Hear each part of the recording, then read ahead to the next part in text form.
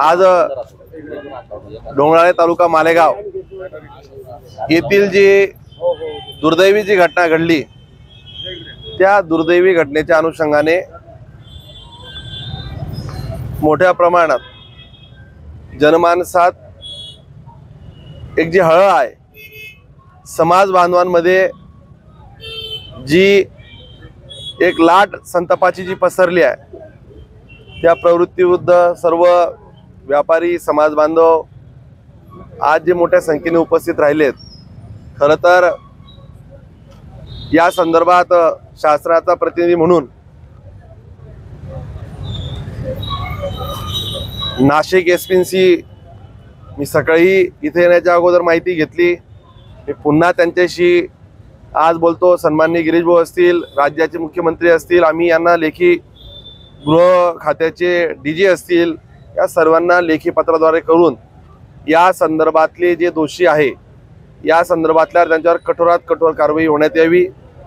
या संदर्भातले अतिशय निष्णात सरकारी वकील जे आपल्याकडनं नावं येतील त्यांच्या माध्यमातून या मुलीला, या भगिनीला, या छोट्या चिमुरडीला न्याय मिळावा या संदर्भातली आमची भूमिका असणार आहे। खरं तर हा जो अत्याचार झालाय, हा अत्याचार हा काय फक्त नुसतं एका समाजापुरता नसून ही विकृती, ही कीड ही सर्वात समाजाला लागलेली मी समजतो। अशा विकृतीला ठेचलंच गेलं पाहिजे याही मताचे आपण सर्वजण आहोत।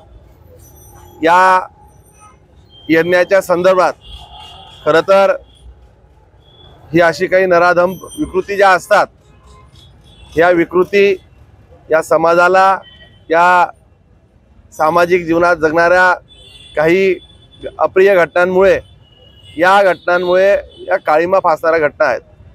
या संदर्भात या पूर्ण संवेदना, आमच्या भावना या परिवाराच्या सोबत आहेतच, परंतु मी सर्व समाज बांधवांना, व्यापारी बांधवांना एकच आश्वस्त करतो, या संदर्भात तो कुणीही असो त्याची गय केली जाणार नाही। सरकारच्या संदर्भात मी स्वतःच एसपींशी बोलून तिथं तपास पथक त्यामध्ये काय काय चाललंय ही व्यवस्थित सविस्तर माहिती घेऊन गरज पडली तर आपल्या काही समाज बांधवांना देखील मी कळवतो।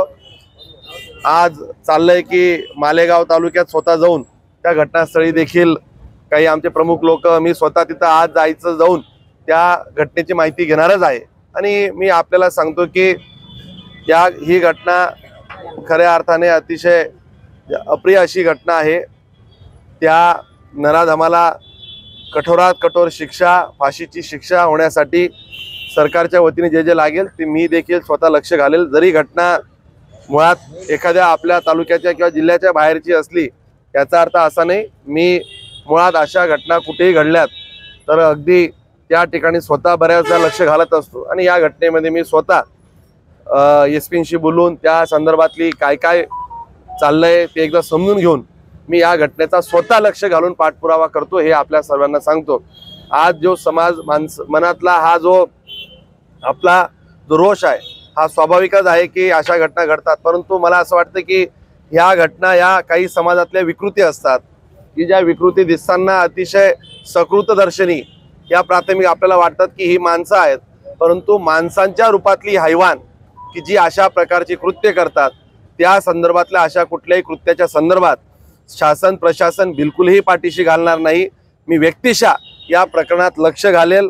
एकदा त्या प्रकरणाचं तपास पथकातली काय घटना आहेत त्यांनी मला काही सांगितल्यात, परंतु तपासातली काही मुद्दे ही सार्वजनिक सांगायची नसतात।